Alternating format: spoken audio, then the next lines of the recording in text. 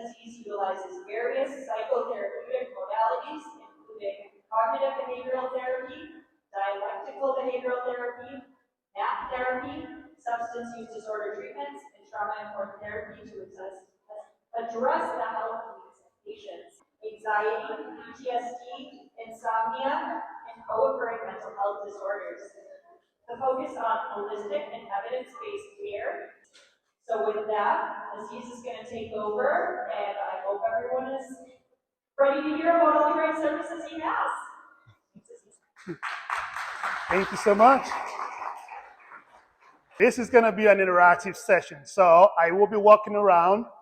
Don't be afraid to talk to me. I don't bite, but if I bite, I won't go deep. I promise you that one. Okay? Like you said, I am here to talk about mental health. And mental health is something that a lot of us will shy away from. As we can talk about diabetes, hypertension without feeling ashamed about it, we should be able to do the same with our mental health situations.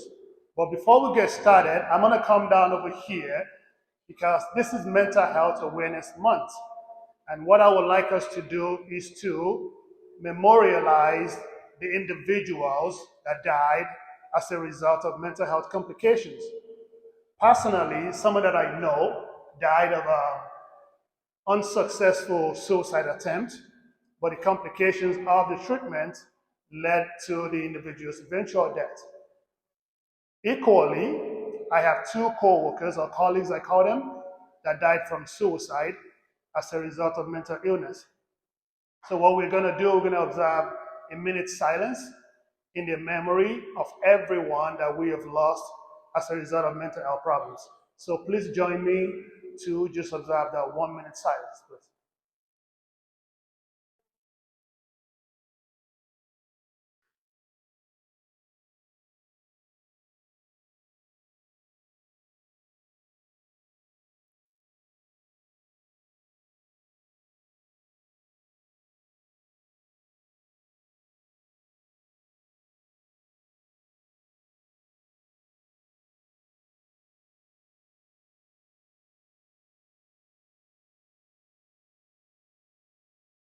All right, thank you so much, everybody. Now I'm going to come down there and we're going to get started.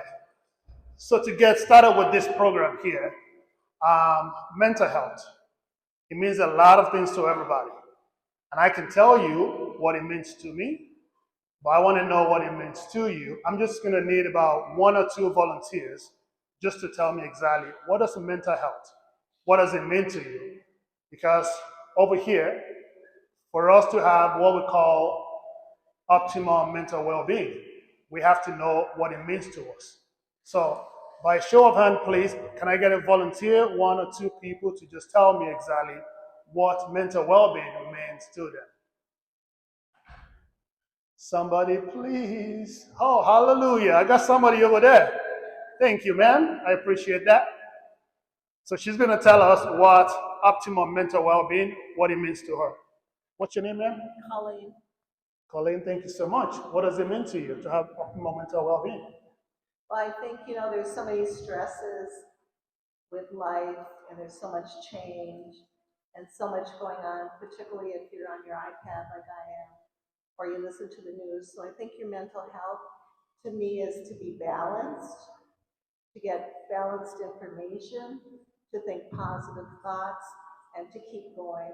And also to have somebody that you can talk with for those times when you feel that your mental health is lagging. Thank you so much, Colleen. Please, a round of applause for Colleen, please. Thank you so much. I really appreciate that. I need 1 more volunteer, please. I think I like that gentleman over there in white. Sir, thank you. A round of applause for him. Encourage him, please. Please encourage him.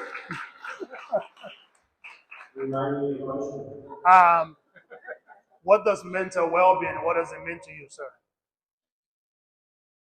Safe, secure,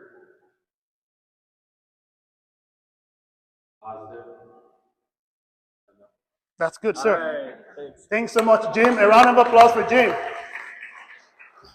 You know, like I was saying, mental well-being, it means a lot of things to people. Mr. Jim mentioned being safe, being secured. Colleen said, having someone to talk to. Those are very important components that we need to have optimum mental well-being. To me, mental health well-being means to me that I can sleep okay, at least 8 hours a night, and I can have meaningful relationships, then I can help people as much as I could. To me, that's my own measurement of mental health, right? Well, we're gonna go to the next slide.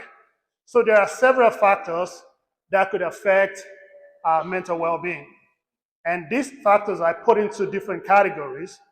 I say one we call modifiable risk factors, and we have the non-modifiable risk factors. So the modifiable risk factors, these are things that we have control over, what we can change, like our diet, activity level, sleep that we get, perhaps the time that we spend on our iPad, like Colleen said.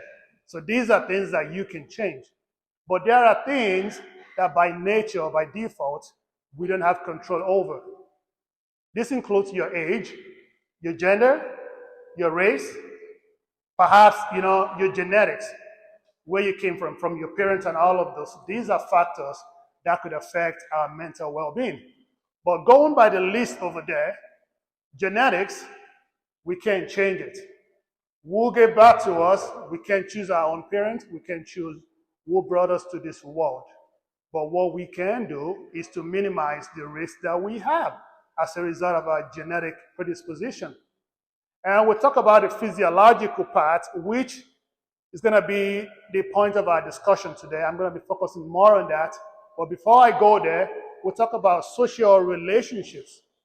Colleen mentioned earlier to have someone that you can talk to.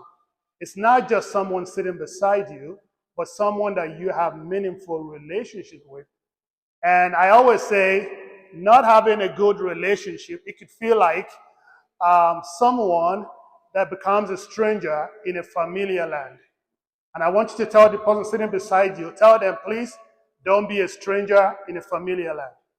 Tell the person sitting beside you, don't be a stranger in a familiar land. What does that mean?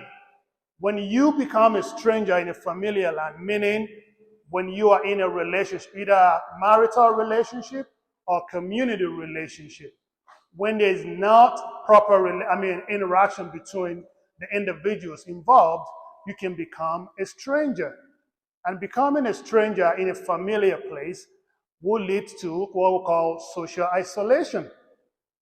Colleen mentioned earlier, if I don't have someone that I can speak to meaningfully, what are you going to do to replace it? Maybe your iPad? Sometimes people will be drinking or perhaps using drugs because they are missing something. But the other one that could impact our mental well-being, I talk about the environmental factors. Where we stay, what is happening around us, these are things that could affect it. If you look at people that lived in Flint, Michigan, where there's water was contaminated, this is a factor that could predispose one to a poor mental well-being. Equally, if you look at people living like, say, Southside Chicago, where there is an outbreak of violence everywhere, you don't want to be around that area because it impacts your mental well-being. But that's not going to be the focus today. Our focus will be on three things, which I call the mental health triad. So what do I mean by those things? Science has established, or several studies actually, they've established that before we start to run into any type of mental health problems, what would happen is sleep deprivation. How many of us in here sleep very well at night? A show of hand? Wow, not very many people. If you don't sleep well at night, raise up your hand, please. Okay, I think I have a lot of clients in here, so you need to come see me. I can help with that. That's the reason why I'm here.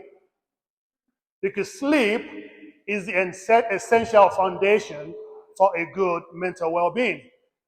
And even God, in his own way, he referenced and he encouraged us to sleep.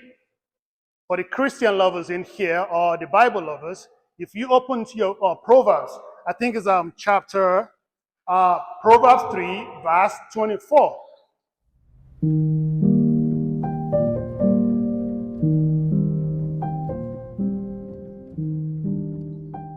God encourages us to sleep.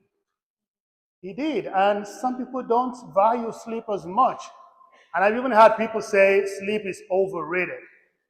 And I ask them, you don't know what you're talking about, because if you're sleep deprived, then you are calling for trouble. And do you know that if after 17 to 19 hours, that's a scientific study actually, after 17 to 19 hours of sleep deprivation and you didn't get quality sleep, it is as good as you having blood alcohol level of 0.05. Anyone drink alcohol in here? Alcohol lovers? Nobody. Oh, one person? Thank you so much. It's not good for you though. I'm just kidding. So if you are sleep deprived after being awake for 17 to 19 hours, you are as good as someone with blood alcohol level of 0.05. So what happens to our body at that level? At 0.05, you start to notice mild cognitive impairment.